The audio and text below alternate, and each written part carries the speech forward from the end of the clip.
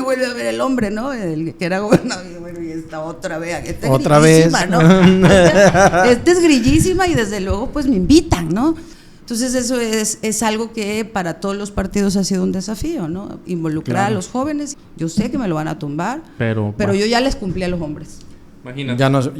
Ahora ponme a la esposa. Impulsar liderazgos, o sea, yo creo que los mejores liderazgos se impulsaron en su momento en la UNAM, en la UJAT, en las universidades. Es un semillero de liderazgo. Cuando la sociedad civil participa, deja en evidencia a los gobiernos.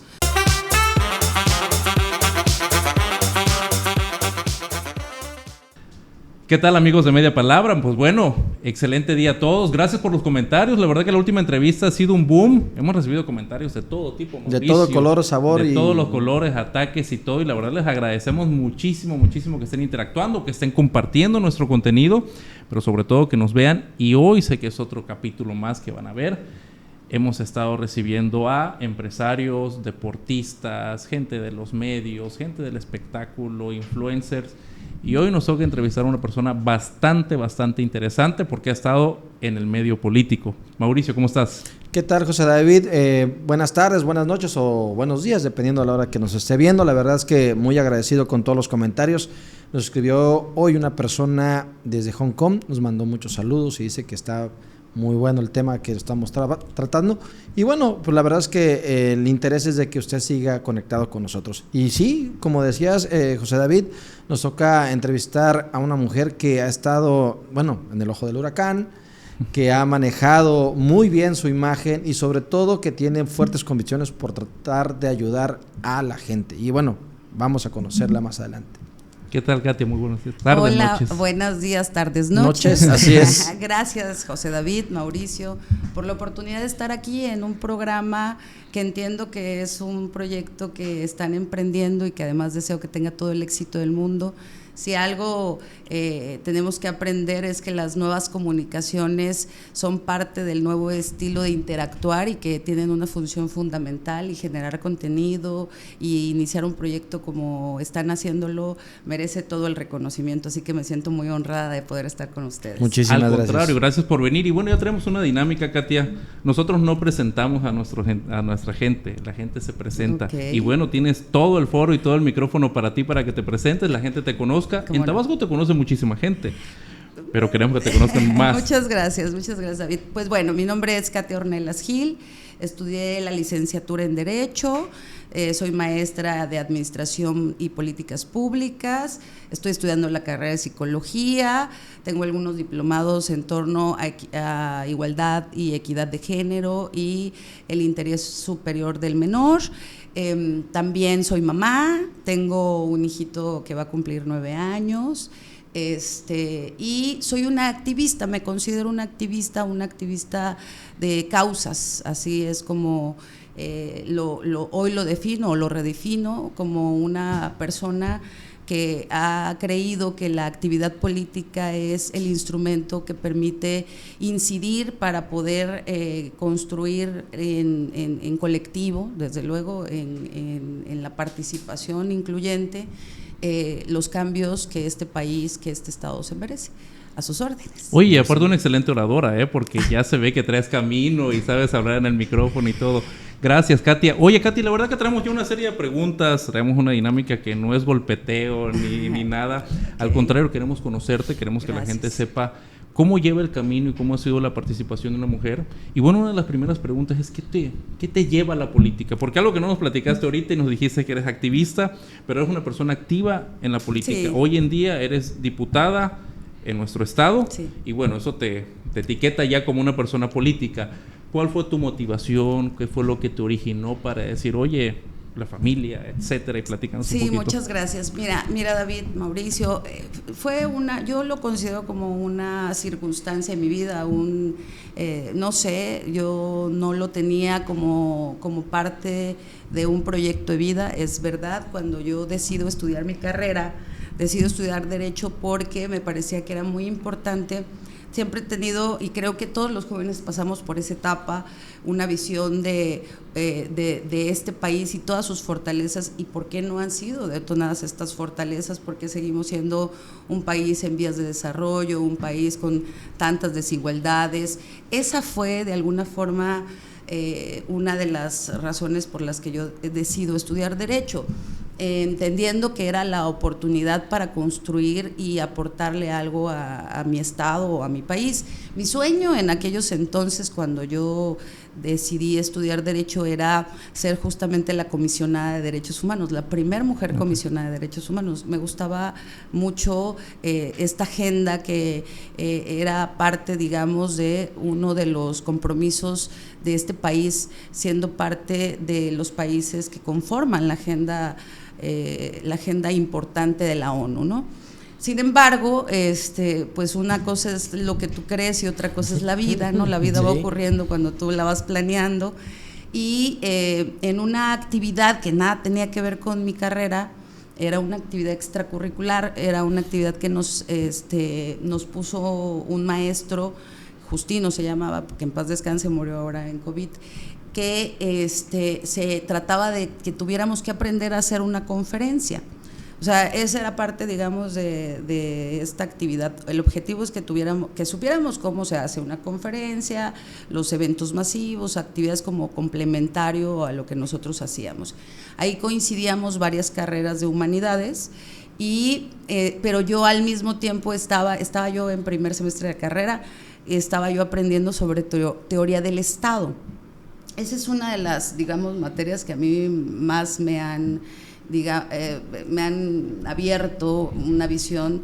Yo sabía, como creo que todos sabemos, que había una conformación política, pero no le entendía, ¿no? O sea, yo nada más decía tal partido, todos son iguales, en esa dinámica que además que es con la que creces, escuchas estos comentarios hacia la política. Entonces, cuando yo veo que teoría del Estado habla de la conformación estructural, gubernamental, la forma en que este país está, digamos, se supone, ¿no?, en la teoría, equilibrado en tres poderes, cómo funcionan, su relación, sus facultades, sus responsabilidades. Entonces, para mí fue como muy revelador. Y yo decía, yo no lo sé, y yo creo que mucha gente de aquí no lo sabe, o sea, sí, la verdad no. Y hablaba de los estudiantes de Derecho, no lo sabíamos, ¿no? Porque además, pues desde luego que al llevar a cabo esta asignatura, pues todos tenemos como muchas preguntas. Entonces, en teoría del Estado, pues se comparan muchas conformaciones de sociedad, de Estado, límites, y se tocan muchos temas muy interesantes. Pero para mí fue muy revelador darme cuenta que yo no tenía claro qué eran los poderes del Estado, cuáles eran sus funciones, hasta dónde había una responsabilidad y cómo impactaban en las decisiones hacia la sociedad, hacia la ciudadanía, hacia las juventudes en ese momento. Entonces se me ocurre proponer, bueno, me toca coincidentemente ser parte, porque nos conforma como en varios equipos, el equipo que va a decidir el tema y el que va a llevar a los invitados. El equipo que se va a encargar que si de la difusión, el equipo que se va a encargar de la imagen, el equipo, y así. Entonces me toca a mí, junto con otros amigos con los que sí coincidí en carrera, el tema, decidir el tema. Y bueno, los temas tradicionales que comúnmente se maneja y él expone, pues pueden ser, por ejemplo, adicciones, o el tema del primer empleo, o el tema a lo mejor de carreras, ¿no?, especialidades, en fin. Y yo dije, no, yo creo que lo que podemos hacer es traer a los tres poderes del Estado. Eso es lo que podemos hacer. Me pareció muy fácil, ¿no? Dicho sea de paso, mi mamá fue siempre servidora pública. Entonces yo dije, bueno, pues va a ser muy fácil porque mi mamá pues tiene conocimiento y tal, ¿no? Y va a ayudarme. Entonces me hizo muy fácil proponerlo, lo aceptan muy bien, ¿no? Y otro amigo, no, sí, vamos a traerlos y que nos expliquen, porque a mí me parece que uno de las herramientas más importantes que la ciudadanía debe tener es la información. y en esa información tomar decisiones. O sea, la democracia se escucha, pero de pronto como que se entiende, pero no se profundiza en su análisis, y sabes que todos vamos, que la democracia son los procesos electorales cada 3 y cada 6 años, pero no sabes cuáles son los impactos y la responsabilidad ciudadana que también tienes, ¿no? Entonces yo siempre fui muy crítica, esa es la verdad, siempre y en aquellos tiempos pues más justificada, porque los jóvenes dicen que hay una frase ahí célebre en la política, que el que no es revolucionario es joven, es una contradicción hasta biológica, ¿no? Sí. Entonces, yo dije, bueno, yo creo que lo justo, lo objetivo es que sepamos cómo funcionan los poderes del Estado, y qué mejor que lo sepamos de viva voz y los estudiantes lo sepamos, ¿no? Porque desde luego que si los de derecho, que más o menos teníamos una noción, no teníamos ni idea, pues yo me imagino, o sea, yo supuse que nadie más, ¿no? Entonces pensamos que el diputado tiene funciones de presidente municipal, o que el presidente municipal tiene funciones de gobernador, y que entonces no sabemos, ¿no? Sí, está muy revuelto. Y tampoco le vemos sentido, porque además hay, lo comentábamos previo, está desvinculada la clase política de la sociedad, por muchas razones muy justificables.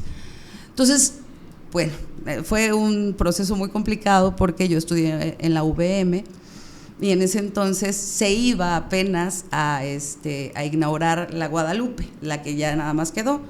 Yo estudié en la viejita ya hace varios ayeres, el Amate, así se le conocía, el campus Amate. Entonces estaban por inaugurarlo, y nosotros cuando decidimos, nosotros proponíamos el tema y también a los invitados. Entonces, bueno, a mí también se me hizo muy fácil agarrar. Le dije, oye, mamá, fíjate que tenemos esta idea, ¿por qué no nos ayudas? Y me dice, bueno, pues tráete una invitación oficial de la universidad. Vamos con el rector, oiga, rector, fíjese que tenemos esta idea, porque tenemos este evento. Y el rector, así como en una plática muy rara, porque no le entendía yo nada, ¿no? Nos dijo, bueno, ¿y por qué quieren invitar al gobernador? O sea, ¿para qué grillan la escuela? Y yo, ¿de qué habla, no? Y ya después supe, con el pasar de los días, no, es que ¿saben qué? Nosotros tenemos invitado al gobernador para la inauguración de la universidad, y pues si nosotros le pedimos que venga, a lo mejor no viene a la inauguración. Entonces nos dimos cuenta que además de que obviamente al ser una universidad privada mantenía ciertas políticas con algunas actividades públicas, y se acercaban las elecciones, que yo tampoco lo sabía, de verdad no lo sabía, no fue como premeditado. Pues él no quería como verse politizarla, ¿no? Pero además traía su compromiso para que inaugurara él. Entonces mi intención era invitar al titular del Poder Ejecutivo, que era en ese entonces el licenciado Manuel Andrade, al titular del Congreso del Estado, que era el licenciado Floricel Medina, y al del Tribunal Superior de Justicia, que es el hoy rector Guillermo Narváez. Entonces, bueno, pues nos dejaron solos, ¿no? Nos dejaron, no, y pues invítenlo ustedes, ahí en su calidad de estudiante, me van a pelar, ¿no? O sea, no nos van a pelar si este señor piensa que a lo mejor si viene no va a la otra, pues no nos van a pelar. Y yo recuerdo, fíjate, que tuve maestros que para mí fueron muy importantes en mi carrera, y que además yo los reconocía como grandes maestros con un pensamiento muy de izquierda, muy del PRD, porque además ya en lo cortito no lo decían, desde luego que tenían prohibido hablar de política en la universidad, pero de pronto sacaba uno un pañuelo con amarillo que decía PRD, pues era PRDista, ¿no? Pero yo como ni sabía, la verdad, y me caía re bien además del maestro. Entonces ellos también, cuando nosotros empezamos fue un viacrucis, porque sí lo fue, ¿no? Yo que había pensado que mi mamá, y no, mi mamá me dijo, mira, hijita, eso que tú estás queriendo hacer va en contra incluso hasta del protocolo gubernamental, porque los 3 poderes solo en estos y estos actos solemnes están, y no sé qué, no te puedo ayudar. Incluso por un tema de seguridad, ¿no? Porque si pasa. Ajá, porque además era muy abierto, pues, no muy al estudiante. A mí me pareció una idea así muy fácil, y ya llevarla a cabo me costó, casi un semestre me costó, porque me tuve que salir varias veces de las clases y demás. Entonces, bueno, pues inicia, ¿no? Pero yo dije, no, ahora, porque me decían estos perredistas, no va a venir ese tal y tal, se referían a él denostándolo. porque ya entiendo que, bueno, pues eran de otro partido político. Y no, ahora viene, ¿no? Yo ya no sabía, no tenía nada que ver con el señor, o sea, yo en ese momento yo no lo veía como, no, la verdad. Pero que lo no. veías más como un reto personal, ¿no? O sea, ahora no, y como decía, oye, no es posible que además o sea, a mí sí me parecía muy justificada mi propuesta, ¿no? Decir, oye, que venga el gobernador y te diga, ¿cuál es mi responsabilidad con ustedes? ¿Cuál es mi obligación con ustedes? ¿Qué hace un gobernador? ¿Cuáles son sus facultades? ¿De qué forma se lleva con el diputado o el Congreso del Estado? Sí. Y eso era mi intención, que la gente, porque no nos interesa leerlo en un libro, esa es la verdad, porque también estoy hablando de hace 20 años, había una poca cultura de lectura y la gente está interesada en lo que le resuelve su vida y eso lo entiendo. Sí, no había ni redes sociales ni nada de las facilidades que tenemos ahora. Nada de eso. Entonces, los que sabían de derecho, pues eran los abogados, ¿no? O los que sabían de política eran los políticos. Entonces, pero a ver, si nosotros se supone que los elegimos, por lo menos pues sí tenemos que saber qué les pedimos, qué les exigimos y qué proponen.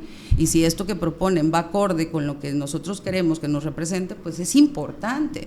Y la poca participación de la juventud. Sí. Que a mí me parecía gravísimo. O sea, imagínate que tú estás en un país que no se elige nada, que las decisiones las toman, no sé, la clase alta o la clase política y esa prerrogativa ciudadana no ocupada me parecía muy, muy preocupante. O sea, es decir, si tú no eliges, aunque vayas y anules tu voto, o sea, si tú no participas, aunque vayas y anules tu voto, pues estás manifestando una inconformidad. Pero si tú vas y no estás participando y todavía criticas y todavía, ¿no? Como ciudadano también nosotros tenemos que hacer un proceso de reflexión, pues ¿cómo, no? O sea, ¿cómo tú puedes exigir qué, no? Sí. Entonces le das la oportunidad a quienes sí quieren, a los que sí se interesan en hacer lo que quieren y lo que les interesa. Entonces para mí era muy importante esa clase, así importante, vital para el futuro del Estado, así la veía. Entonces se volvió un reto personal. Y justamente, ¿no? Nosotros hicimos nuestra cartita ahí sin logo, porque además nos dijeron 0 logo, o sea, no. Sí, que no llevara la institucionalidad de la universidad. No metan a la institución, dice, me acuerdo el rector en aquellos momentos. Y le digo, está bien, no, ya ni los necesitamos ni que queríamos, ¿no? Entonces, resulta que, bueno, pues fue muy fácil, la verdad que fue muy fácil. Con el presidente del tribunal, fueron muy accesibles, llegamos aquí como un grupito de jóvenes, oiga, pues fíjese, yo llevaba la voz cantante porque yo ya iba hasta toda eufórica, ¿no? O sea, yo no, los tengo que convencer y no sé qué. Entonces, bueno, pues así fue que se fue dando, ¿no? Fue muy difícil con el gobernador por su agenda, muy difícil. Entiendo, yo no lo sé, o sea, el gobernador se entera de lo difícil que fue hacer esta invitación, creo que también se entera de que no tuvimos el apoyo, o sí lo comentamos, creo, con alguien de ellos, que no, pues lo que había pasado abiertamente, porque además yo sí sentía que nos estaba defraudando el rector, ¿no? Decía, oiga, es un grupo de estudiantes que le estamos pidiendo su apoyo y esta es la razón, o sea, no hay grilla, no hay política, no hay nada. Pero bueno, no entendía que habían procesos, que había pasado toda una serie de situaciones en esa ruta. No sabía tampoco lo de la nueva, o sea, sí sabía de la universidad, pero no dijo, ay, es que lo tengo invitado. Lo dio a entender que tenía agenda, pero ya después fuimos entendiendo eso. El caso es de que pues nos movieron como muchas veces la fecha para hacer el evento, pero se pudo hacer, ¿no? Y me pasó algo increíble.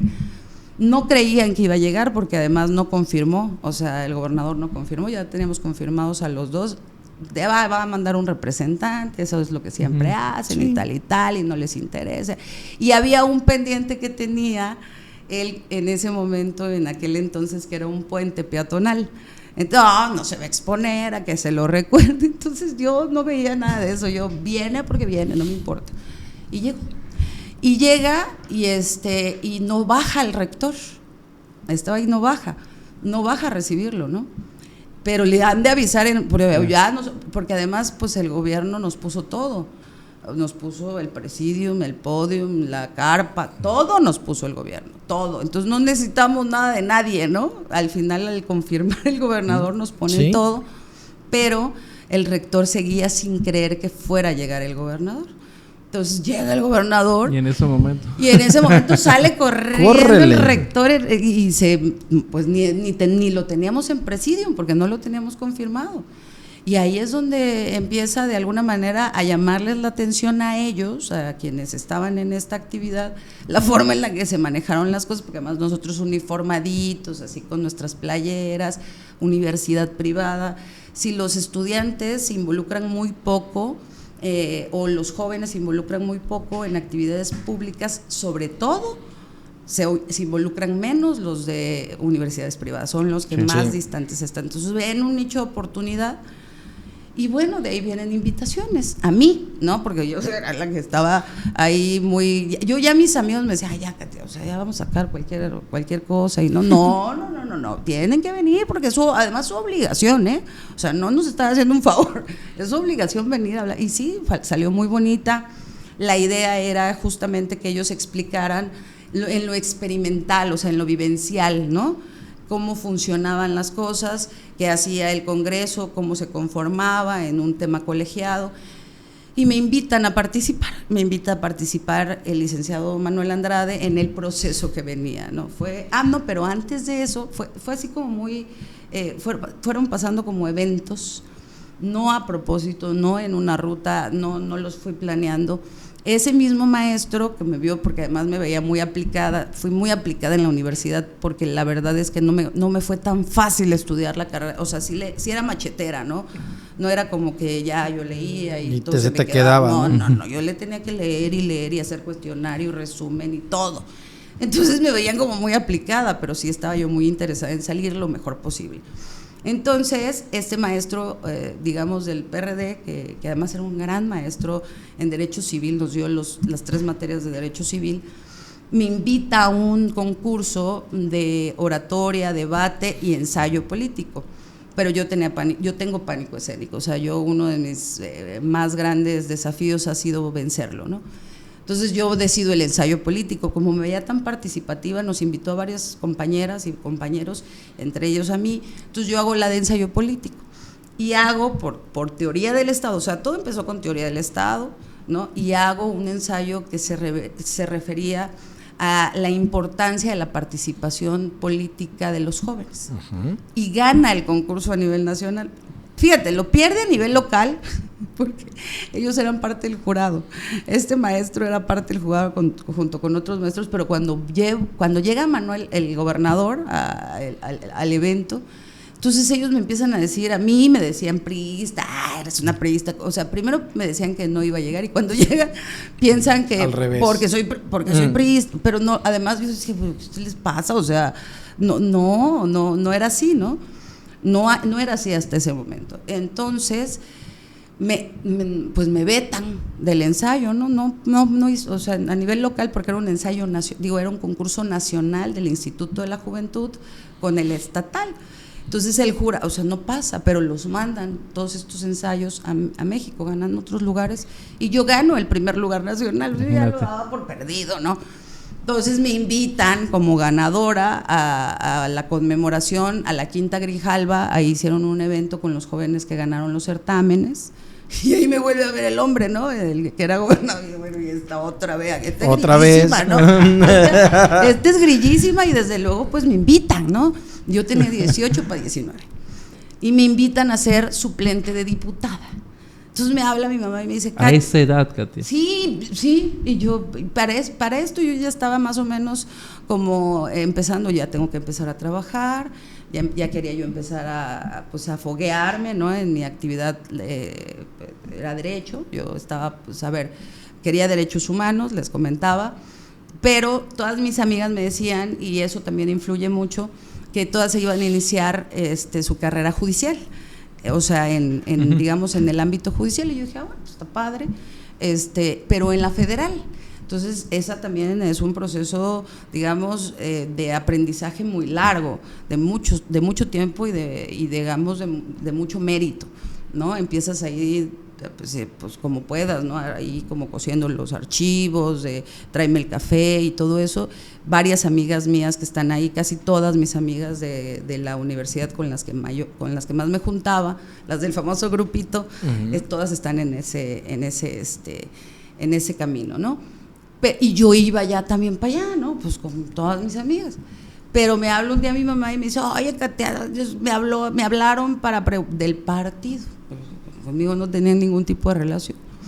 Y le digo, ¿de qué hablas, mamá? Necesito tu credencial de elector porque vas a ser diputada suplente. Me dice yo, ¿qué? ¿Qué es eso? No, o sea, porque yo sabía que era diputada, pero suplente, o sea, esa figura ni sabía que existía, ¿no? Porque no llegamos a tanto en esa conferencia. Entonces le digo, mamá, ¿y eso qué es? No, ese es un súper espacio, súper emocionada mi mamá, ¿no? Súper espacio, no sabes y no sé qué, la oportunidad que te va a dar y tal y tal.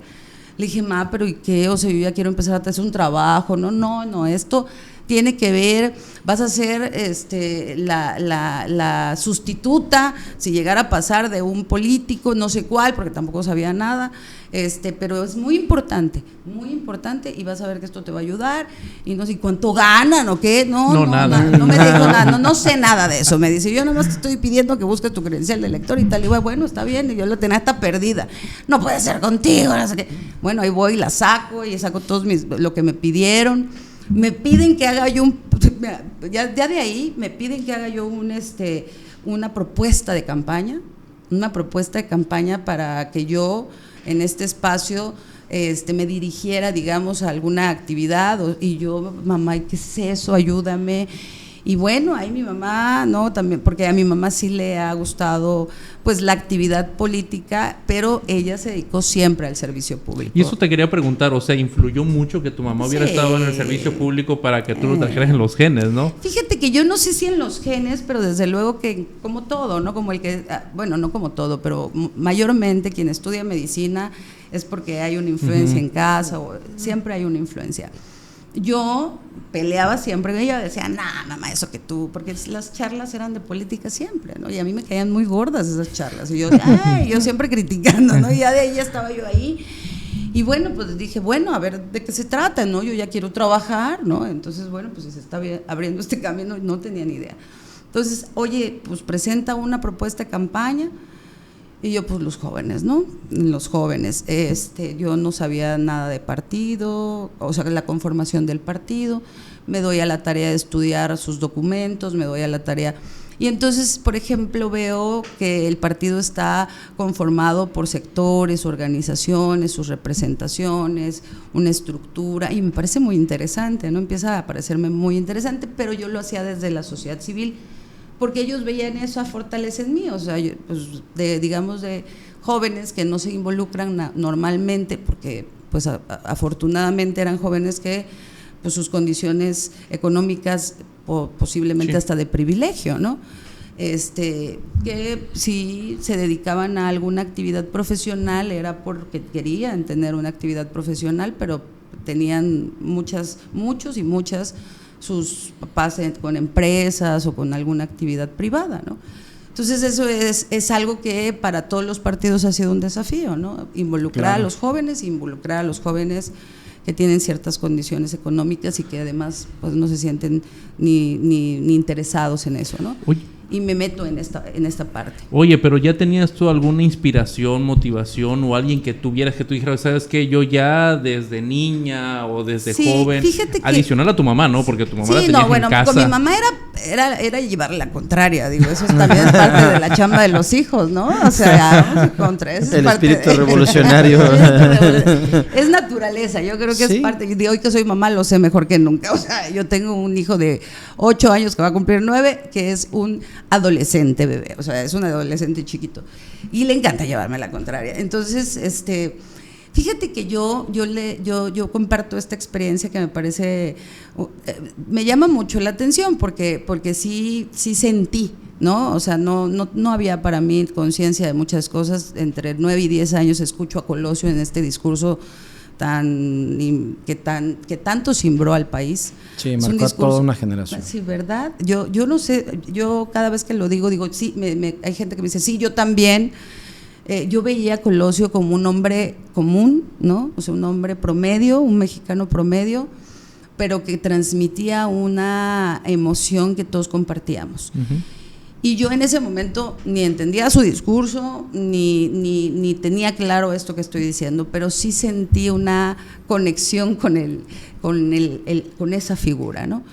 Yo me acuerdo que le decía a mi mamá, porque no estaba tampoco tan chica, decía como entre 10, 11 años, mamá, ¿y quién es? ¿No? Y algo en su voz o en su mensaje o en su emoción transmitía mucho, ¿no? Se me pararon los pelitos cuando yo lo escuché, y era una niña de 10 años, entonces eso quedó grabado en mi mente. Cuando entro, ¿no? Digo, ay, pues Colosio, Fundación Colosio, sus ideales, su visión de justicia, su elocuencia, ya empiezo a leer el discurso y ya lo desde una visión diferente, desde un interés diferente, y me doy cuenta que dije, bueno, en aquel momento dije, si hubo un Colosio, pues deben de haber más, ¿no? En el PRI. Y bueno, pues ahí empecé, ¿no? Desde luego con, pues yo creo que hasta con cierta inocencia, ¿no? Entendiendo que era un partido que cargaba consigo incluso el presunto homicidio de Colosio, o así se sintió, o así se socializó también, porque bueno, todo es una estrategia, ¿no? Y que además tuvo otros personajes muy interesantes como Reyes Heroles, y ya cuando ya me fui, digamos, internando en la víscera de los ideólogos del partido, me fui dando cuenta que ahí había una visión que era muy necesaria en una época de este país, ¿no? De un proceso en donde la revolución, las confrontaciones, la lucha de clases, en fin, todo esto que nosotros desde luego no vivimos, pero que nos los platican en la historia. Sí. El PRI había sido un proceso de representación donde se suponía que abrazaba todas estas causas. ¿Y encontraste esos mentores que compartían contigo la ideología o ese factor de cambio que tú querías hacer? En su momento yo veía con mucho, digamos que con mucha expectativa a actores políticos. Por ejemplo, Manuel Andrade es un gran orador, sí, ¿no? Y es también él, bueno, sí, campeón de oratoria. Licenciado, nos debe la entrevista, licenciado. Sé que la va a ver, lo vamos a buscar. Hay que mandarse, sí, bueno. Ya está querellado, bueno, ya, sí, es un gran orador. Vinculado con los jóvenes. Bueno, él hizo carrera con en los el jóvenes. Frente Juvenil. Sí, de hecho, ¿no? Fue en su momento, creo que el gobernador más joven, ¿sí? que había en todo el país. Y creo que ha sido el más joven que ha tenido Tabasco. Sí, 35, sí, eso sí. 36. Eso sí, ¿no? Es el más joven. Uh-huh. Entonces, sí, porque ahorita no sé qué edad tiene el de Nuevo León. Sí, debe estar por esa edad. Más o menos, ¿no? Manuel era digamos, un orador que conectaba muy bien y hablaba con esta sencillez que de pronto también es bien necesaria para buscar este vínculo con la ciudadanía. Lo veía con mucha admiración. Habían otros políticos que se percibían cálidos y con esta intención, pero también se ha sido muy crítica, es la verdad. O sea, a lo mejor es una característica que además no es hacia afuera, inicia conmigo. Quizá por eso me ha tocado ir sacando adelante muchas cosas de mí, como esto que les platico, les confieso, el pánico escénico, ¿no? O sea, muy crítica conmigo, muy crítica. O sea, no me sale como los oradores, no me sale como los... no me sale. Entonces, eso también ha sido un proceso para mí, ¿no? De aceptación, porque además también es una realidad que la carrera de oradores, que fue en aquella época muy importante, que eran concursos muy importantes, tenían una formación de mucho trabajo, de mucho estudio, de mucha lectura, y además también es un arte el tema de la comunicación y la oratoria. Entonces, digamos que no los vivos como tal, porque los vivos no tienen la cualidad de los muertos. La cualidad de los muertos es que están muertos, ¿no? Y sí, se vuelven en referentes. Entonces uno tiende en esa etapa a idealizar cosas, pero también son humanos los políticos, y desde esa humanidad, pues bueno, hay errores y aciertos, y ahí es donde, bueno, pues desde luego se caen los ídolos. Pero sí vi en el PRI, como partido político, una institución muy interesante, ¿no? El PRI está conformada como está conformado el gobierno. Entonces, desde entonces me quedo con el tema de teoría del Estado, y cuando me voy al PRI me doy cuenta que está organizado como un gobierno. Es un gobierno, ¿no? Katy, el choque de género, porque tú veías ahí los hombres, ¿no? Y veías a esos mentores hombres, y veías en el Estado hombres, y veías a Colosio como hombre, y tú como mujer... ¿Con qué me identificaba? Así ¿verdad? es, ¿con qué te identificabas en ese que, momento? Bueno, ahí es una pregunta importantísima, porque además, cuando me la hicieron la primera vez, yo dije, híjole, ¿quién? ¿Cuál? O sea, ¿dónde? Y bueno, pues habían 2 y 3 que eran muy o sea, mujeres muy importantes, muy significativas, pero no eran tantas, no sé, no había como tanta diversidad, y yo creo que en ese momento, cuando me hacen la pregunta, quienes estaban muy vigentes era Beatriz Paredes. Bueno. Ella era un referente muy importante para mí. Era Georgina Trujillo en un estilo diferente, e Ivonne Ortega, que creo que estaba siendo gobernadora en Yucatán. Pero Beatriz Paredes, sin duda, para mí había sido... es un personaje que trascendió, ¿no? Pero la conocí mucho tiempo después, porque primero ni al partido, en el partido estaba. Estaba yo en la sociedad civil y hice campaña en aquel momento, en el 2003, hicimos una campaña en un grupo que se llamaba Jóvenes en Movimiento, que era, no es movimiento de ahora. No, es otro Jóvenes. No se lo confundan. Sí, es importante porque han pasado muchísimos años. Jóvenes en Movimiento de la sociedad civil, que además coordinamos una campaña muy bonita, nos metimos a las universidades. Yo desde el ensayo, que además hice un estudio, entendí que el espacio universitario es un espacio de oportunidad para impulsar liderazgos, ¿eh? O sea, yo creo que los mejores liderazgos se impulsaron en su momento en la UNAM, en la UJAT, en las universidades. Es un semillero de liderazgos muy importante. Los jóvenes son un laboratorio increíble para poder hacer todo eso. Y son factores que han marcado cambios de fondo en este país. El movimiento del 68 es un gran referente, el 2000 es un gran referente, o sea, cambia, se alterna del PRI al PAN, gracias a los jóvenes. Sí, claro. Ahí es lo que obvio los partidos, oye, los jóvenes, ¿cómo le hacemos? Sí, ¿no? Fíjate, a mí me tocó verlo muy, muy palpable. Yo vivía en Morelos y una de las cunas que tenía el panismo estaba en Morelos. Y la verdad es que todos nosotros estábamos en la preparatoria, muchos no tenían ni siquiera la credencial para votar, pero estábamos haciendo la campaña de ir a ver a las colonias, buscar a las personas, tener el padrón de su credencial de elector, hacer todo el trabajo que se hacía, pues, o sea, las bases, como dicen, ¿no? Y el panismo volteó a los jóvenes y les llevaba conciertos, les daba el dulce, pero también los estaba involucrando poco a poco de una forma que a mí no se me hacía muy justa, que digamos. Yo estuve un ratito y después dije, no, a ver, espérenme. Tú sí te diste cuenta a tiempo. Yo no voy para allá, esto a mí no me gusta. No, si a mí no me... No, y era parte de lo que yo te iba a preguntar, y ahorita que estábamos tocando el tema de los jóvenes, ¿no? Hay esos espacios, esas vitrinas para que los jóvenes, por ejemplo, es que te escucho hablar y la verdad es que he convivido con muchos jóvenes que están metidos en las cuestiones políticas y parece que lo estoy volviendo a ver o escuchar. Hay esos espacios que se puedan abrir para que ellos puedan expresar lo que piensan de la política, para que puedan iniciar en el camino de la política, porque es muy complicado, pareciera que es fácil, pero después se cierra el camino y se vuelve muy complejo. Es una actividad muy compleja, es una actividad humana, ¿no? Y los humanos somos muy complejos, es muy compleja porque no nada más lidias con personalidades, caracteres, formas, visiones, y además en un sistema. Hay un sistema. ¿Sí? Y hay un sistema que, a pesar de haber cambiado de partidos, porque ese es el punto, ¿no? Que yo creo que vamos a llegar a este punto de quiebre donde nos demos cuenta, ciudadanos y quienes nos dedicamos a esta actividad, que el cambio no nada más es de un lado, tiene que ser total, y es un proceso de conciencia, que desde luego requiere y amerita visiones que equilibren las cosas lo más que se pueda. Pero fíjate que yo creo que hoy sí más espacios que antes era muy complicado.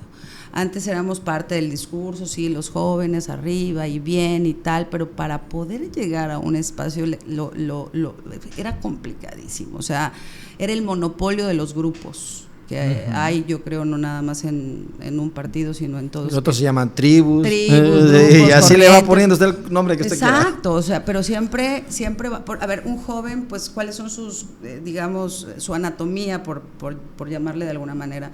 Pues es un joven, está estudiando, ¿no? El joven a lo mejor no tiene ingresos, el joven a lo mejor tampoco la experiencia, y sí tiene, digamos, a su favor, tiene las ganas, la energía, la visión y la inocencia, ¿no?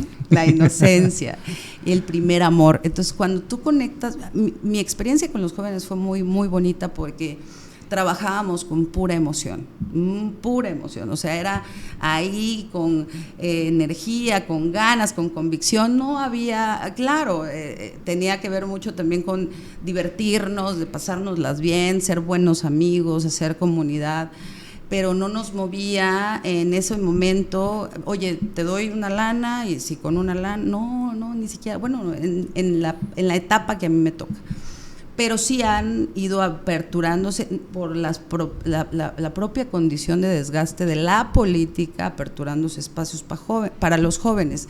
Creo que estamos ante una juventud diferente a la que yo tuve la oportunidad de compartir, incluso de dirigir en aquel partido, diferente, mucho más informada, mucho más crítica y con agendas mucho más precisas. O sea, el medio ambiente, la conciencia, el tema, o sea, ya quieren escuchar temas o ya hablan de temas que en aquel tiempo ni al caso. Nosotros había una conciencia o sea, había un tema del medio ambiente y era muy importante, pero ya se habla incluso hasta de cómo las relaciones entre los jóvenes, la familia, el matrimonio, la inclusión. Hay una lluvia de información hoy en día. Hay una serie, digamos, el aborto, ¿no? El tema de los matrimonios igualitarios. Esos temas ahí están en la dinámica de los jóvenes.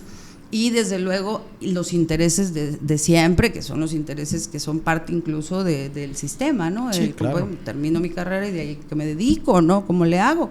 El empleo, las oportunidades, pero sí veo, y yo veo en eso una fortaleza, deseo que sea una fortaleza, porque si tenemos jóvenes informados verdaderamente, preparados verdaderamente, ya no hay pretextos, o sea, ya la gente que quiere saber algo está en las redes, buscan, investigan, contrastan información y países, ¿eh? Sí, claro. Oye, ¿y crees hoy que el interés del involucramiento de los jóvenes en la política es mayor o menor de los 20 años que tú has estado viviendo este proceso? ¿Te ha tocado vivirlo involucrando redes sociales, involucrando esta lluvia de información que platicas, en donde tal vez incluso antes había ignorancia, y no lo quiero tal vez llamar a ese límite de ignorancia, sino falta de información o desconocimiento? Sí. Desinformación. Cuando hoy en día hay mucho más. ¿Crees que ese acceso a la información ha hecho que el interés para involucrarse en el tema político sea mayor o sea menor? Yo creo que no, yo creo que hay un gran descrédito en la actividad, ¿no? Es un tema de imagen, como todo, es un tema de imagen. No quiere decir que no haya jóvenes valientes, interesados, valiosos en querer hacerlo, pero lo veía yo incluso en la UJAT, ¿no? Que yo tuve la oportunidad de convivir con líderes universitarios, estudiantiles con mucha representación y mucha fuerza. Ya no la hay, ya no la hay. Nada. Y estos espacios eran espacios, decía, ¿no? Semilleros de liderazgos muy importantes. Me parece que el licenciado Manuel también estuvo en la parte de la sociedad del Claro. no sé si sí, fue jefe fue de Derecho. Creo que estuvo en la división de Derecho. Sí. Y muchos otros liderazgos que yo en conozco. el CDU estuvo también. El CDU, exacto. Y ahí había, ¿por qué? Pues porque ahí hay causas muy importantes que tienen mucho que ver con la sociedad. Se peleaba, o sea, lo que representaba la sociedad de alumnos era justamente eso, buscar que los estudiantes tuvieran el acceso o las condiciones, las mejores condiciones para evitar la deserción escolar, porque, bueno, pues ahí las desigualdades están, ¿no? El que no puede llegar a la escuela porque o trabaja o paga su transporte o paga su comida, entonces todo esto era parte de la lucha de los estudiantes. Creo que se ha ido mermando. También veo desde luego que estamos ante una juventud menos tolerante, ¿no? O sea, no se aguanta la juventud una conferencia de 2 horas, a veces a lo mejor ni nosotros, pero bueno, por lo menos nosotros estamos, ¿no? Los chavos están en la líquida, ¿no? Es rápido y esto y el otro. Entonces, la juventud va en una dinámica y yo creo que la clase política en otra. Sin embargo, creo que el presidente reconoce en algo, que la otra se estaba yo comentando ese programa del impulso al trabajo, que les dan un año. Jóvenes construyendo el futuro. Jóvenes construyendo el futuro. Algunos sí reconocen ese programa como un programa que les ha dado oportunidades. Sí. Y está la otra cara de la moneda, que también hay que decirlo, ¿no? El tema de la corrupción pues no es privativa de los gobiernos, también la gente tiene que hacer conciencia de que somos parte de un problema que no va a cambiar con solo buenas voluntades, sino también con ser buenos ciudadanos, que el primer mundo lo hacemos todos, ¿no? Sí, Katia, pero también ese es un tema bien interesante que tiene pendiente la clase política, cómo atender a los jóvenes, porque cada vez vemos caras nuevas en todos los escenarios posibles. Sí. Y tratas de conectar o tratan de conectar con ese, yo le mencionaba el otro día a José David, que es como un pie enorme, ¿no? Sí. Y que esa rebanada representa más del 50%, si lo vamos a cuestión de números, ¿no? Pero cómo sacar una tajada de él para poder llevarte a que te ganes una elección. O sea, no, es muy complejo. Los chavos no quieren que les hables de política, que les hables de propuestas, porque ya saben hacia dónde va el asunto. Y sus temas que tienen ellos pendientes, como la cultura, la educación, el deporte, tampoco a los políticos les interesa. O sea, hay como un cortocircuito ahí bien importante, Sí, ¿no? Mira, yo creo que muchos quienes se dedican a la actividad política, una por edad, otra por desde luego este desvínculo del que hablamos, y que creo que algo que no se puede mantener vigente o que te hace mantenerte vigente de los temas es estar en los lugares donde se están dando los temas. Yo tuve la oportunidad hace muy poquito de estar a invitación de una muy buena amiga maestra en un plantel con unos chavos estudiantes del último semestre de la prepa, en donde ella hizo una dinámica muy padre para que se diera a conocer qué funciones tenían los diputados, y les puso, igual por comisiones, hablen de temas, diferentes temas, y hagan propuestas de iniciativa de ley. Entonces, como somos amigas, pues con la confianza de que somos amigas, sabía que iba yo a llegar, y que de toda esa gama de propuestas, que son muchas, me hablaron del tema de la importancia de la lengua, de las lenguas maternas, de preservar tradiciones, del tema artesanal, del desarrollo turístico, del acceso a las tecnologías, del poder tener en la escuela, en la educación pública, internet para todos, el derecho al internet. Me hablaron de la salud emocional y mental, y de ahí surgió una iniciativa que se llama, que acabamos de proponer hace poco, la última que subí a proponer, que era la ley de salud mental. No hay ley de salud mental en el Estado. Y fíjate que sí tuvimos a las embajadoras aquí, y es el tema que traen, ¿no? El tema de tratar la salud mental como Creo tal. que se agudiza con todo lo que nos ocurrió en pandemia, Por ¿no? supuesto. Pero es ahí, ¿no? Entonces dices, ¿qué te desvincula? Pues que no estás ahí, ¿no? Que no estás escuchando lo que ellos te tienen que decir. El problema es que queremos hablar, pero no estamos escuchando, y es donde creo que el problema, el factor comunicativo falla. Si tú vas y les dices, es que aquí vamos a poner el puente donde no hay agua, o vamos a ponerles ellos sí, desde luego la mejoría, la infraestructura debe de ser básica y primaria, ¿no? Pero ese no es el tema es escuchar lo que te tienen que decir. Hablan del tema de adicciones, que es un problema serio, es un problema muy profundo, y sobre todo en zonas que además está muy agudizado. Hablan del tema de depresiones, estrés, de trastornos. Y bueno, me parece que ahí es donde empieza a fluir la comunicación y empiezas a conectarte con la realidad, ¿no? Que además es una realidad que no es ajena a nosotros, no, pues nada de lo que dicen es ajeno a nosotros. Sí, y lo platicábamos, ¿no? Porque una de las preguntas que traíamos acerca, por ejemplo, de la ley del deporte. Y ese es el ejemplo vivo de lo que tú me estás comentando, o que nos estás comentando. Es una ley que tiene más de 40 años que no se le ha hecho absolutamente nada. O sea, 40 años están hablando de que prácticamente es toda una vida. 40, mi edad. Y ahí está. Sí. O sea, es letra muerta, porque no hay quien la ejerza, ni hay como mejorarla, y la iniciativa que fue hace 12 años para que se hiciera algo nuevo se quedó guardada en un cajón y nunca se llegó, creo que ni siquiera al pleno. Mucho, y hay que decirlo también, ¿no? Porque también es como esta parte no vista, y que también no podemos a lo mejor ser todólogos y saberlo todo, pero muchas de las leyes o muchas de las iniciativas son revisadas también con impacto económico. Hay un presupuesto, ¿no? Claro. Hay un orden administrativo que tiene que ver con lo que establece la ley, y esta ley sí es facultad, por ejemplo, de los diputados federales establecer el ordenamiento fiscal y cómo se asignan los recursos en los estados, y de ahí viene, y hay un tema de igual local, en un proceso local donde el gobierno hace su corrida financiera y te dice, y la oye, priorización de las entonces cosas. tú puedes poner la ley, ¿no? Pero ¿y si no hay dinero, para qué nos sirve? Porque ahí está la ley. Sí. El asunto no nada más, esa es la parte más compleja de la función del diputado. La parte más compleja es de, pues yo te puedo poner, todos los días puedo subir una ley, todos, y decirte, y te puedo hablar del mundo maravilloso, ¿no? El país, el estado de las maravillas, pero si no es posible, viable, y no hay condiciones, porque dentro de la visión, porque también hay otra parte, ¿no? El Estado tiene dos grandes empleadores, es Pemex y es el gobierno. Y mucho dinero se va a la nómina de gobierno. Entonces hay varias cosas ahí interesantes que analizar, ¿no? Sí. Debatir, considerar. Por ejemplo, yo lo decía, bueno, no podemos estar haciendo nuevos hospitales, porque si no tienes para mantener los que tienes, ¿para qué quieres nuevos? Claro.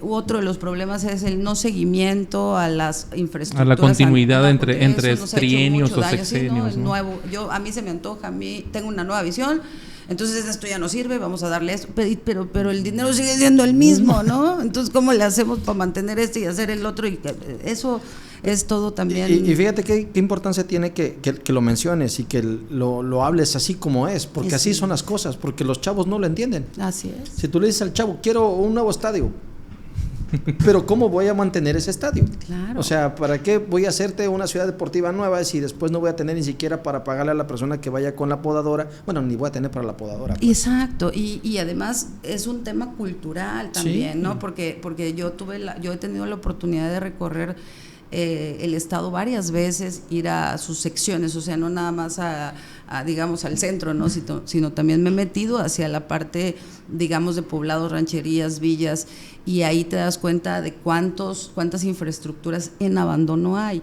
Yo sé que es responsabilidad de los municipios, pero también es la parte que te digo sobre la importancia de la participación, sí, pues la importancia de también hacernos hacer un poco más de comunidad.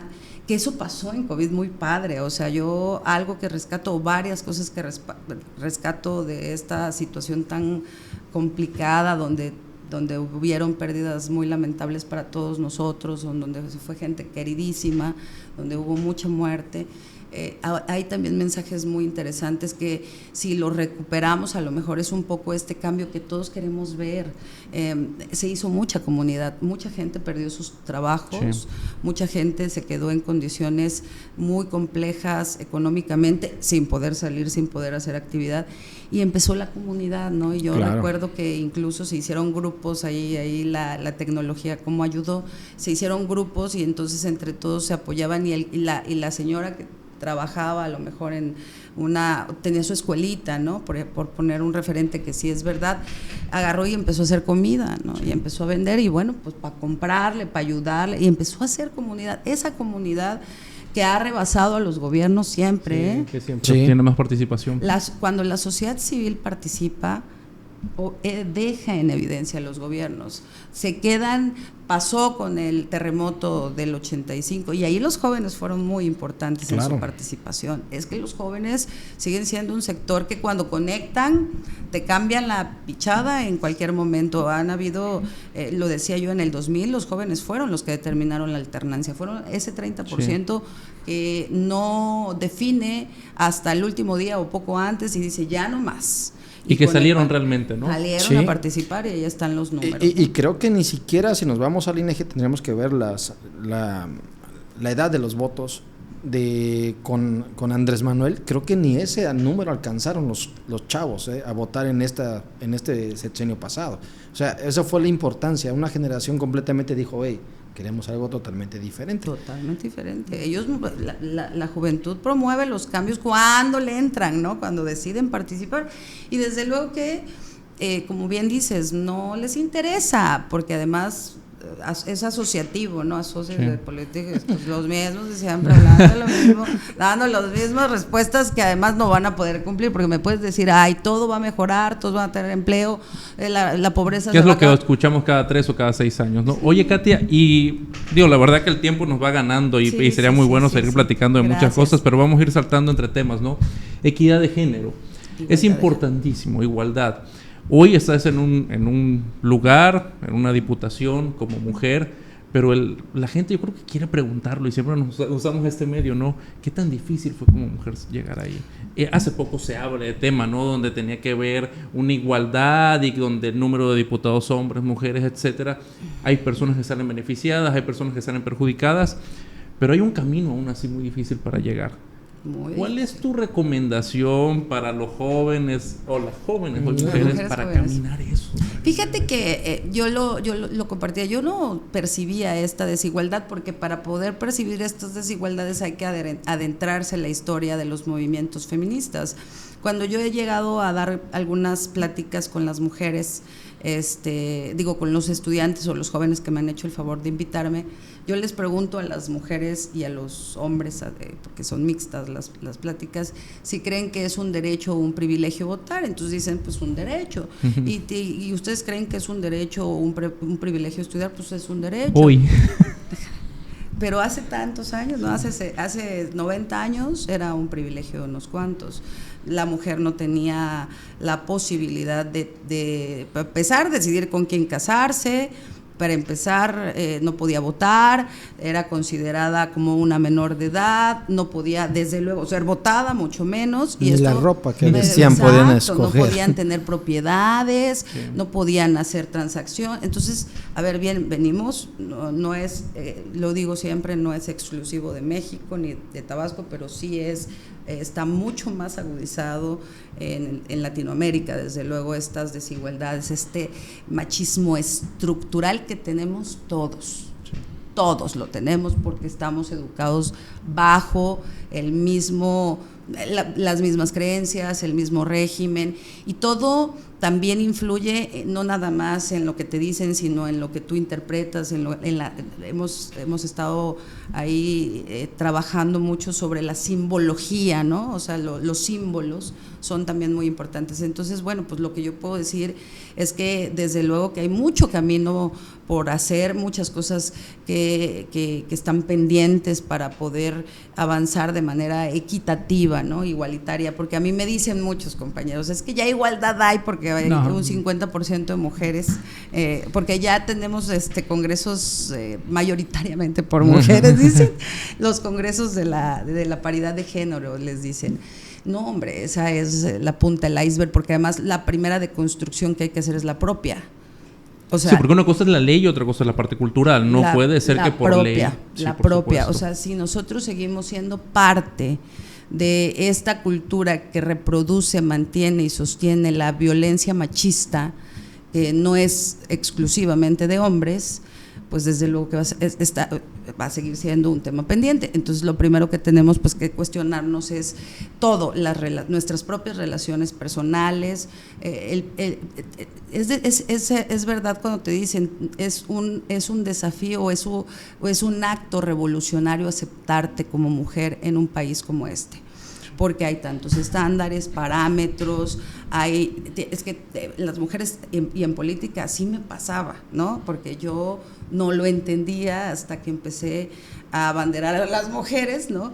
Y me di cuenta, afortunadamente hay muchas mujeres que han iniciado esta lucha desde hace mucho tiempo y son feministas, sí. Como un propósito de una agenda que también tiene que ver con todos, no nada más con las mujeres, con todos. Hablo de hombres y mujeres y a la familia.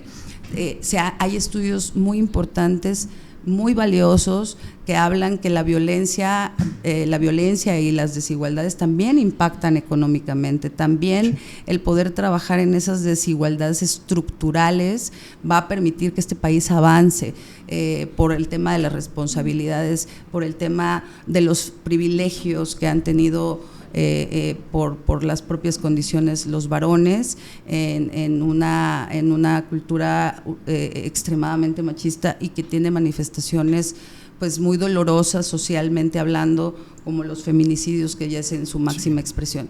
¿Qué hay que hacer? Bueno, pues hacer conciencia, alzar la voz, ser muy valientes. Hay que ser muy valientes para decir lo que se piensa, cuando toda la vida te han dicho que no lo digas, cuando toda la vida te han dicho que tienes que, pues sí debatir, pero no gritar, porque si no eres una tal, ¿no? Entonces, pues todos queremos, hay un instinto social que siempre queremos cubrir y queremos quedar bien y queremos que todo el mundo nos vea bien y no nos gusta que nos critiquen.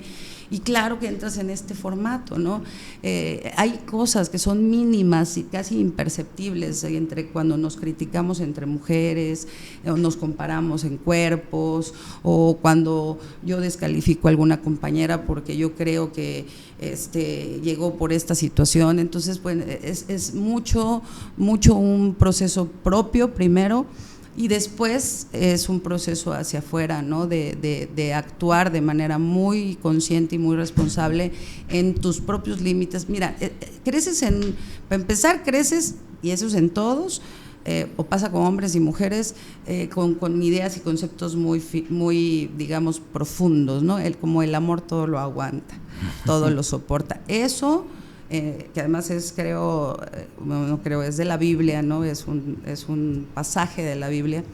Creo que está mal interpretado, mal entendido, mal difundido.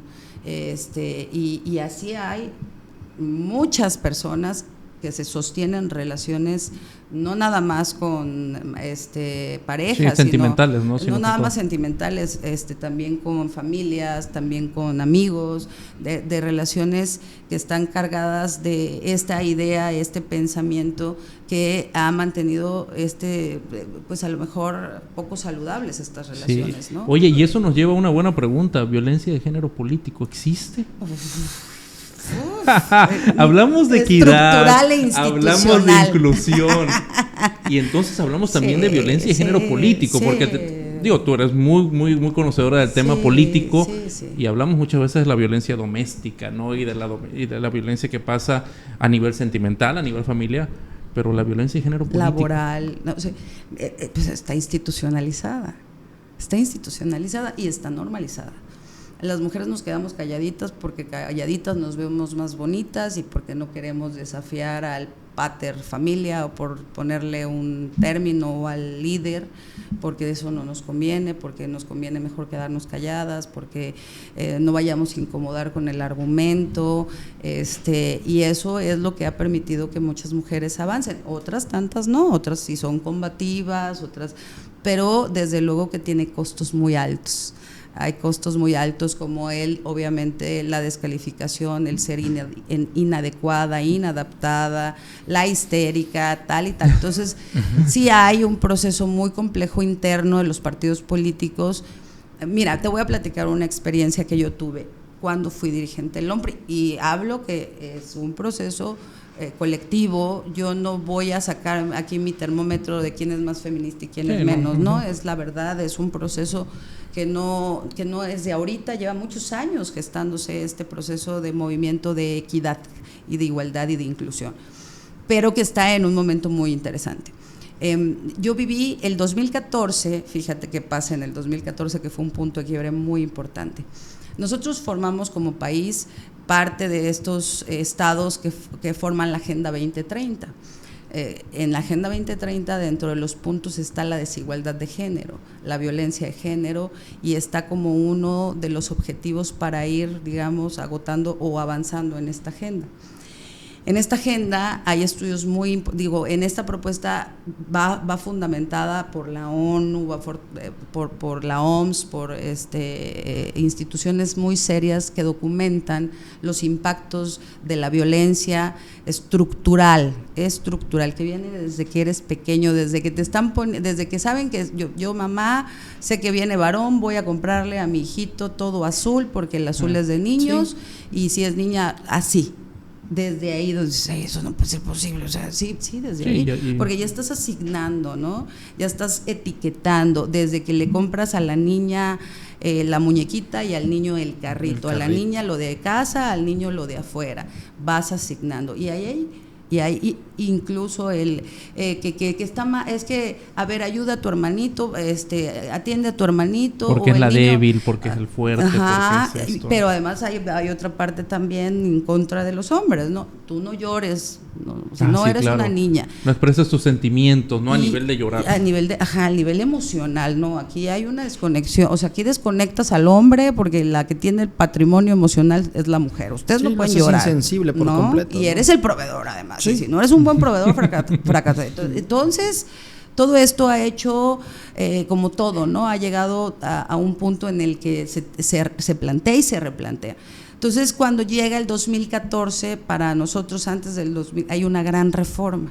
Imagínate el nivel de machismo que había en este país, o que hay en este país, que tuvieron que poner o elevar a rango constitucional. Decía, todos los mexicanos somos iguales ante la ley.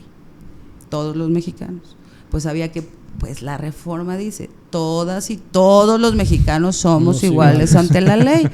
Todos tenemos los mismos derechos de participar, todas, eso, pero además con el 50%, obligando a todos los partidos políticos a meter el 50% de mujeres, no les da, porque antes era la recomendación, así empezó con la recomendación, por lo menos el 30% para un género, decía, por lo menos el 30% para un género. ¿Qué género creen que cubría ese 30%? Del 100%. ¿Qué género creen? Sí, el femenino. Femenino, siempre. Sin duda. Las suplencias, las mujeres. Entonces, pues desde luego yo entro en un partido político, la mujer, el joven, no, tenía yo las dos cualidades más excluyentes del mundo, más, digamos, criticadas, ¿no? Cuestionadas. Sí. Y cuando yo me doy cuenta de todo este asunto, es una revolución en mi mente y digo, no puede ser, ¿no? Que yo también soy parte de este sistema naturalizado, o sea, oye, cállate, pues me callaba, y aunque yo me quedaba como, no, y yo decía muchas cosas en mi mente y yo me imaginaba otras tantas, pues cállate, man, ¿no? O pues a ti te toca esto, y no, o sea, así antes iba, y tú aguantando, porque hay que aguantar, porque ese es el camino, porque si no, pues ellos tienen en sus manos tu futuro y todo lo que has hecho y tal. Entonces, bueno, toda esta narrativa, pero bueno, llega el 2014 y es el 50 para hombres y el 50 para mujeres, ya no hay vuelta atrás. Qué bueno, ¿no? Pero ve qué pasa, yo era dirigente del organismo de mujeres, que es la organización que el PRI reconoce estatutariamente, y el dirigente de aquel entonces dijo, pues no, eso es como que no le creía al tema, ¿no? Como que nadie le creía al tema, no podían creer que esto pasa, como el 50%, pues eso es imposible, la suplencia si quieren, pero no el 50%, era como inconcebible, ¿de dónde vamos a sacar mujeres? Decían. Sí, es que ese es para empezar, ¿no? Ese es el otro problema que veíamos, ¿no? Que no hay mujeres que en escenarios políticos que estén propuestas por los mismos partidos para tener esos cargos. Pero te voy a decir algo increíble, las campañas eran promovidas, manejadas por mujeres. Ah, sí. O sea, la gran mayoría de las activistas son mujeres. Y dices, oye, que no estén preparados. Pues yo creo que los hombres así como que preparados están, ¿no? O sea, que no están viendo, estamos así, no están viendo cómo nos tienen, ¿no? O sea, es como yo siempre les digo, ya en este proceso, es que las mujeres manejan muy, ¿no? Esta esta expresión urbana de, ay, es mujer, porque viene, ¿no? Distraída. Sí. Pero los taxistas, la mayor, no, entonces, a ver, espérame, yo creo que aquí... Pero muchas veces el candidato era un frontman, ¿no? Donde todas las activistas y todo el grupo era el que manejaba y el otro era el Pero frontman. además, yo te voy a decir una cosa, cuando esto pasa, en el tiempo en el que yo soy dirigente del organismo, había mujeres muy valiosas, o sea, formadas, preparadas, capacitadas, listas, haciendo talacha, o sea, había mujeres muy formadas, o por lo menos igual de formadas que ellos, pero no se ven, no hay, ¿dónde? Ah, bueno, ¿sabes por qué no? Pues porque hay otra condición que hay que poner en la mesa. ¿De dónde viene el patrimonio económico? ¿Quién tiene el patrimonio económico del país? Sí, claro. Porque las mujeres que tienen dinero son empresarias, están en otras actividades. Aquí hay mujeres que son mujeres, pues a lo mejor de producto de profesiones como maestras, como a lo mejor mayormente maestras, a lo mejor licenciadas, pero no son empresarias, no son millonarias, o sea, no lo son. La gran mayoría de esas mujeres están haciendo lo propio con sus negocios, ¿no?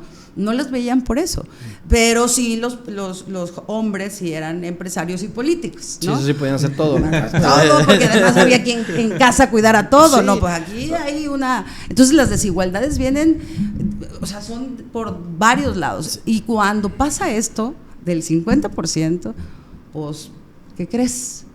Ponen el 100% de hombres. Yo dirigente del hombre, le dije al dirigente, esto te lo van a tumbar. Sí, No pasa nada, mira que ya cumplimos aquí, te lo van a tumbar. Y prepárate, ¿eh? Además yo ya estaba peleadísima con él, o sea, ya habíamos tenido muchas diferencias, era muy difícil, porque además desde luego como organización tú quieres promover a tus cuadros, ¿no? Sí. Hay muchas mujeres que están buscando, te dicen, oye, impúlsame, pero si vas y lo exhibes, si perdió la elección fue por culpa del hombre, así es, digamos, un poco el tema de esta violencia no tan percibida. Entonces yo recuerdo que mi acto de rebeldía fue, pues me registro. Yo no tenía pensado ser candidata, no estaba en mi plan ser candidata, yo acababa de ser mamá incluso, y me registro. Y porque me hablaban y me decían, así adoctrinadas somos las mujeres, oye, es que a mí no me han hablado del partido para hacer, no te van a hablar, regístrate. No te van a hablar, regístrate. Y yo les decía, regístrense. Y ese era un acto de insubordinación total. Y de rebeldía completa. Pero no nos da mucho, es la verdad, o sea, porque decimos, ¿qué pasa por nuestra cabeza? Y pasó por mi cabeza. Voy a tener al presidente en contra, no me van a apoyar, y sí, es cierto, es verdad. Entonces, pues que no es que seas candidato ya, para ser candidato hay una serie de cosas alrededor, necesitas información del distrito, bueno, el partido en el que estuve fue, digamos, muy reconocido por su estructura territorial, necesitas los vínculos. Las bases. Y tenemos las bases, y tenemos una condición muy particular en los partidos políticos, yo creo que en todo, ¿no? Si el jefe se enoja contigo, todos te aplican la ley. No, este es el apestado. Entonces, era desafiar, ¿no? Digamos, parece que estamos hablando de hace como 50 años, pero eso fue hace 9. Eso fue hace poquitito, es verdad. Entonces, dice, 2014, ya estaba el tema de igualdad de género, ya era parte de la obligación que por ley tenían que cumplir los personajes políticos, y todos, creo que fue un partido político el que no cumplió, echaron para abajo. Sí. Porque, y en ese momento a ver qué hacían. Porque hubo alguien quien impugnó, que te digo, valientes mujeres sí ha habido, ¿no? Qué bueno. Váyanse a la fregadera, ahorita les tumbo. Y les tumban el proceso y vuelve, ¿no? Pero eso, además lo tenía aceptado aquel dirigente, o sea, lo aceptó. Yo sé que me lo van a tumbar, pero yo ya les cumplí a los hombres. Imagínate. Ahora ponme a la esposa. Oye, Katia, y al final ese tema que tú decías de que va el 50 y 50 y una mujer involucrada en el tema político, ¿cómo equilibra una mujer la vida política y la vida personal? Porque creo que es el mayor reto, ¿no? O sea, el mayor reto de decir, oye, yo tengo que estar 24/7, pero también quiero ser mamá y quiero ser esposa y tengo que encontrar ese equilibrio. ¿Existe tal equilibrio? No, No, yo creo que ni para mí ni para ninguna mujer que se dedica a trabajar en lo que sea. No, es bien complejo. No lo hay. ¿Por qué? Pues porque el desequilibrio comienza desde lo cultural. O sea, nosotros ya nos convencimos de bien el empoderamiento, podemos salir a trabajar, podemos irnos a las oficinas, estamos capacitadas, pero la pareja, el compañero no ha entendido el otro rol, ¿no? No, eso de cuidar a los niños, eso no es... O tienes que regresar todavía a lavar, a planchar. No, sí, tienes que llegar a hacer todo. Con almido, no, es bien complejo, ¿eh? Y yo sé que hay ya también otro proceso en los hombres que ahí dicen, ¿no? Que se burlan algunos familiares, particularmente familiares, las nuevas masculinidades. Hay también un proceso de construcción también. Yo creo que hay cosas que son muy significativas en estos movimientos, como exhibir, estos famosos tendederos, eso es lo que quieren, exhibir, ¿no? Exhibir, dejar de naturalizar los excesos. Entonces no es desde luego que de ninguna manera equilibrado, no lo hay, no hay equilibrio. Ya tienes que trabajar, pero también ahora tienes que atender tu casa, pero ahora también tienes que atender a tu hijo, pero ahora también tienes que atender al esposo, que muchos son más hijos que esposos, sí, de verdad. Entonces, no se transforma en equilibrio, se transforma en sacrificio. No, se vuelve, ya no, o sea, una es lucha como, diaria. Sí, ya, yo escuchas mujeres que dicen, yo no me quiero casar, ¿no? O sea, o yo ya no quiero tener hijos, y ahí entonces es un sacrificio y te lo echan, o sea, y el costo es alto. Claro, no, el día de mañana no estuviste tiempo conmigo, no me atendiste como... Bueno, yo, todas las señoras, no recuerdo ninguna. Si me estoy equivocando me lo dirán, pero... Lo editamos el video. No importa, si me estoy equivocando, porque además también, o sea, tendría yo que pasar aquí mucho tiempo y desde luego que el tiempo es corto, pero no recuerdo ninguna mujer que se haya dedicado a la política, que esté más grande que yo, porque hay mujeres que en el organismo llevaban muchos más años haciendo política en tiempos más complejos, que no se haya divorciado. Bueno, sí, doña Malín Yabur, que en paz descanse, y la licenciada Georgina Trujillo, que también en paz descanse su esposo, pero las mujeres, la gran mayoría, estaban separadas, divorciadas, se dedicaban a, o era la política o era el marido. El costo fue y eso, eligieron la política. Pero en este panorama que nos planteas, ¿México está preparado para tener una mujer presidente? Fíjate que esa pregunta, Mau, perdón, pero esa pregunta me parece complicadísima. Si está preparada para haber tenido todos los presidentes que ya hemos tenido, yo creo que estamos preparados, claro, para una mujer. Fíjate que yo sí creo que va más allá de géneros, desde luego, ¿no? O sea, ojalá que bueno, pues ya esto te hace tener todas las cualidades. Pero sí está muy demostrado, y pandemia fue una gran revelación, que los mejores países liderados en esta pandemia fueron por mujeres. O sea, no estoy diciendo que sea así con todas, pues no es así con todas. Desde luego que este país requiere de no nada más un liderazgo, ¿no? Requiere de un trabajo una visión colectivo global. Pero sí creo que este país está muy cerca de poder voltear a ver a las mujeres como la alternativa real. Y el mejor ejemplo, Alemania, Angela Merkel, ¿no? O sea, ni se diga, o sea, bueno, ¿a dónde llegó Alemania? Y que prácticamente lo sufrieron. Sí, es que la verdad es que lo que nos planteas y nos lo dices, pues sí se escucha que todavía las mujeres tienen que hacer todavía mucho trabajo para poder estar ahí. Y la verdad, cuando no es así, corresponde a muchas partes de la sociedad darle su espacio, y bueno, ni siquiera dárselo, simplemente reconocer que lo están haciendo de manera correcta, porque tenemos esa ideología todavía muy, muy intricada, equivocada, y no vemos realmente los escenarios como son. Es vista de manera inferior. Sí. Es verdad, o sea, lo tenemos que decir, ¿no? O sea, como que también tiene que ver con lo que nosotros creemos de referente de éxito, de liderazgo, que porque vemos a las mujeres inferiores, normalmente es que es muy emocional, ¿no? Así me lo decían, ¿verdad? Sí, se ponen muchos calificativos que no tienen nada que ver. Es muy emocional y pues si soy ser humano, ¿no? Que tiene de mal las emociones, o sea, yo creo que mal que no tengas emociones, sí, ese es el punto. No eres una madera, una tabla, ¿no? Exacto, o sea, y bueno, pues cuando me dicen, no, me lo decía alguien, es que eres muy emocional y pues tú eres extraterrestre y nada más manejas cerebro, o sea, esas son las cosas que hay que ir derribando, hay que ir derrumbando. Creo que las mujeres tenemos hoy una condición muy diferente, pero que falta muchísimo. Y saben que yo participo casi siempre, creo una vez no fui, en las marchas feministas que me encantan. O sea, ahí hay una energía muy poderosa, porque ahí hay un proceso, ves muy claro los procesos de deconstrucción de las mujeres, muchas movidas por mucho dolor, por mucho enojo, que además lo entiendo, no es un enojo de hoy, es un enojo histórico, ¿no? De las desigualdades, de las vejaciones, de la violencia. O sea, muchas vienen de matrimonios donde fueron golpeadas, donde fueron humilladas, donde fueron lastimadas, donde fueron violentadas económicamente, donde fueron abusadas, donde fueron violadas. Todo eso se siente en ese movimiento.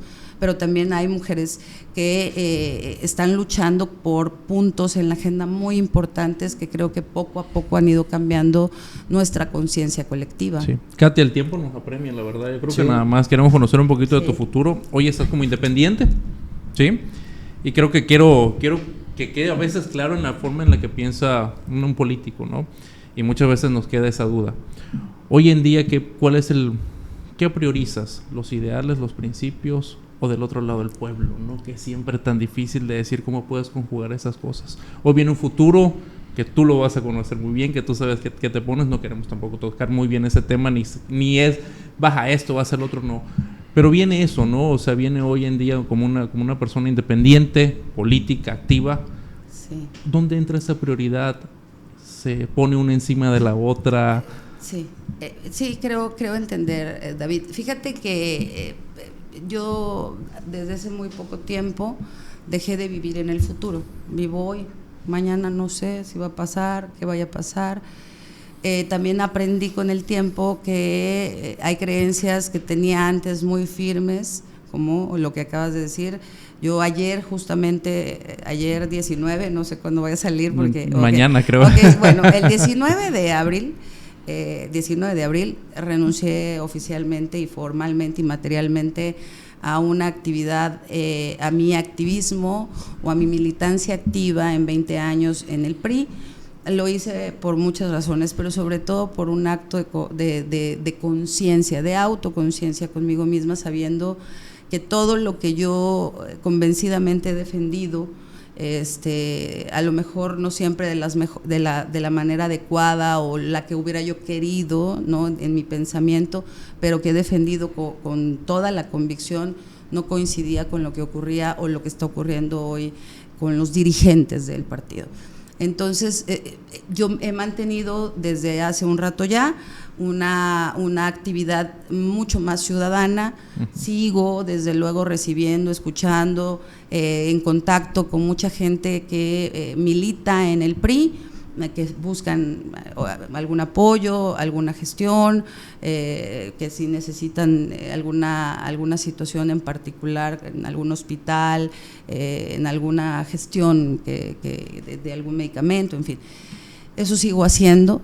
Yo sigo pensando que la ruta para poder avanzar en esta actividad que me gusta muchísimo no es solamente a través de un partido político, y menos si no coincides con no la plataforma. El problema no es la plataforma, es cómo se dirige la plataforma, con los estilos, con las formas. Creo que la política que se demanda y se requiere es la social, la que escucha, la que está cercana, una agenda mucho más social. Yo lo decía en mi renuncia, yo no renuncio a los 20 años de experiencia, no se puede. Sí, no será renuncio a 20 años de mi pasado, no, ahí están vividos, bien o mal vividos. No renuncio tampoco a la gente con la que tuve la oportunidad de coincidir, que mucha es muy valiosa, mucha gente trabajó conmigo a ras de suelo, hombro a hombro, con ellos siempre. No renuncio a mis causas, fui dirigente de las mujeres y fui dirigente de los jóvenes porque son causas en las que sigo creyendo. Ahí están mis iniciativas, tengo casi todas dirigidas a eso, a mujeres, jóvenes. Hace poquito se aprobó en el Congreso que ya los jóvenes de 18 años pueden ser candidatos a diputados, eso no pasaba, a regidores también, eso no pasaba antes, hasta los 21 años estaba establecido en la ley. seguir trabajando. Creo que la educación, ahí en la educación tenemos cosas que hacer muy importantes. Creo que hay que replantearnos incluso hasta si esas asignaturas que en educación, en la Secretaría de Educación, son las que están vigentes para lo que hoy demanda la ciudadanía y la sociedad. No sé, ha habido un debate muy álgido con gente que yo quiero, aprecio y admiro, en donde dicen, bueno, pero ¿qué quitamos? ¿No? Bueno, pues habrá que replantear que sí, pero yo sí creo que sí hay que meter, ¿no? Inteligencia emocional, el manejo emocional, dejar de tratarnos a los seres humanos como si nuestra programación sea trabajar, cuando hay un aspecto mucho más complejo de los seres humanos, el tema de finanzas desde muy pequeños, a los chavos, a los niños hay que enseñarlos a construir finanzas, un hábito del ahorro, también trabajar el emprendedurismo, o sea, hay que buscar estos modelos que han funcionado en otros países y que ¿por qué no pudieran funcionar en un país como el nuestro, que tiene gente valiosa? O sea, que somos un país de mexicanos, de tabasqueños, que queremos, que también hay inteligencia, hay pasión, hay convicción, hay ganas, y creo que mucho viene desde la educación, que es un programa, ¿no? Tú sabes que tienes que aprender a estudiar español, matemáticas, esto, el otro, pero a veces no sabes ni por qué, ni para qué, ni luego dices, bueno, ¿y Baldor en qué me está sirviendo en este momento a lo que no nos dedicamos? Entonces va a seguir siendo esa mi agenda, la ha sido qué siempre, pero desde luego se va a redoblar. Tengo muchas amigas y amigos en todo el estado, muchas amigas y amigos que ya no estaban en el PRI desde hace tiempo, que me han invitado a ir a sus municipios, que me han invitado a ir a sus centros laborales, a las universidades, a platicar, a dialogar. No, y trabajo como activista, ¿no? Sí, tú te identificas como un activista, entonces ese trabajo nunca termina. Nunca, siempre he sido un activista, entonces ese trabajo de vamos, o sea, esto es juntos. Y hoy me dedico a la política, les decía que estaba estudiando psicología, me gusta mucho el tema de la psicología, me parece increíble toda esta parte del ser humano, ¿no? Y todo lo que hay en esta conformación, que no nada más es razón, es emoción, es estructura, es historia, también todo lo que traemos en la genética, ¿no? Que dicen que no nada más vamos heredando lo físico, sino también las emociones, pensamientos, patrones, enfermedades, en fin. Somos un combo completo. Somos un combo complejísimos, ¿no? Entonces, bueno, pues ahí, y estamos también ahí yo acompañando a dar unos talleres muy padres que hablan del autoconocimiento. En muchos temas, en muchos rubros, que tiene que ver con el tema de la salud emocional. Yo acompaño en estos temas, me gusta eso mucho, me parece que ahí hay una oportunidad que no necesariamente tiene que ver con la política, o aparentemente no tiene que ver con la política, porque yo estoy convencida que lo privado es político, ¿no? O sea, lo privado es político, lo que le pasa al individuo, al ser humano, en lo individual le pasa al colectivo. Entonces, también esa es otra forma de aportar un poco desde ese espacio, ¿no? Desde la herramienta que le tienes que dar cuando hablamos de que no les des el pescado, enséñalos a pescar, esas son las herramientas que necesitamos darle, pues si ya nosotros no las tuvimos, o que otros la puedan tener. Que la puedan tener, o nosotros tenemos que buscar la manera de tenerlas, que otros ya como parte de un sistema la puedan tener. Katia, muchísimas gracias por venir. Sabemos sobre todo que tu agenda está llenísima, te diste la oportunidad. Sabemos que mucha gente te va a estar viendo, sabemos que vas a tener muchos comentarios, se lo vamos a hacer llegar todos. Y la verdad, de nuevo, muchas gracias de todo corazón, felicidades por todo tu trabajo, son 20 años, independientemente del partido que representabas, que puedas representar en un futuro. La verdad que felicidades por tu labor, es un gusto para mí tenerte como amistad y que hayas venido para acá. Sí, la verdad es que se aprende, la verdad un trabajo de 20 años, como bien lo dices, no se puede un borrador y ya empezamos de nuevo. Y seguramente vamos a estar escuchando más tu nombre, te vamos a ver más en reflectores, y a donde quiera que vayas creo que vas a hacer un buen trabajo, y sobre todo esa afinidad que tienes con los jóvenes. Es muy importante. Muchas gracias. Gracias a los dos, David, Mauricio, deseo que tengan todo el éxito del mundo en este espacio, en este programa, justamente creo que es lo que he estado refiriendo, ¿no? Hay ganas de innovar, hay ganas de actualizarse y ustedes están haciendo eso, lo celebro, les agradezco que me hayan dado la oportunidad y también les agradezco la generosidad de sus comentarios, muy contenta de estar con ustedes y bueno, yo espero ahí ver a Manuel Andrade. A ver si viene ya, ahí te va otra vez la invitación. Va de nuevo. Creo que vamos a mandar una mensajera. El guayabazo. Ay, para que... el guayabazo. Ahí va el guayabazo y bueno, pues que desde luego que crezca esta propuesta y que haya mucho contenido y que sea de mucha utilidad y que en lo que ustedes están emprendiendo y en esta visión que tienen sea para el bien de este estado y que además trasciende fronteras, por lo que acabo de escuchar hasta Hong Kong, padrísimo. Está vasqueña, por cierto, la persona que vive allá. Ah, bueno, a lo mejor uno nunca sabe.